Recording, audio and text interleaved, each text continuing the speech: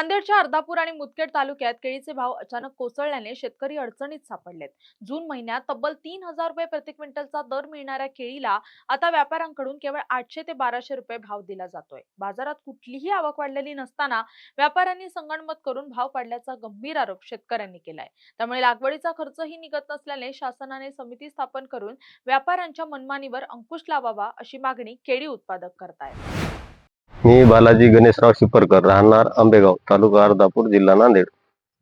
आज माझ्या शेतामध्ये केळीची 2000 बाग आहे। जूनच्या पहिल्या आठवड्यामध्ये भाव व्यवस्थित होते, जवळपास सरासरी 3000 पर्यंत होते। तर आता या वर्षी पावसाचं बी काही नुकसान नाही, कुठलं रोगराई नाही, कुठल्याच प्रकारचं काही नसून या व्यापारी लोकांनी भाव कुठं आणून ठेवलेले आहेत, 1000-1200 वर आणलेले आहेत। तर आज कुठंतरी हे थांबायला पाहिजे। योग्य जे भाव आम्हाला भेटायला पाहिजे, सरासरी 3000 रुपये तरी भेटायला पाहिजे। व्यापाऱ्यांनी पूर्ण एकता करून भाव कमी केलेले आहेत।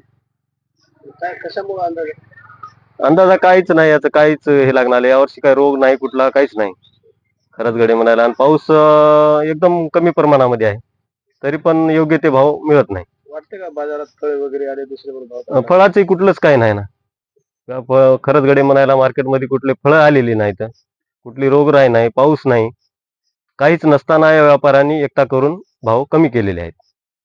या मार्केट कमिटी किंवा कृषी उत्पन्न बाजार समिती या विभागाकडून याला कुठंतरी थांबवायला पाहिजे। हे व्यापाऱ्याची जे मनमानी चाललेली आहे, यावर कुठंतरी बंधन व्हायला पाहिजे असं मला वाटते।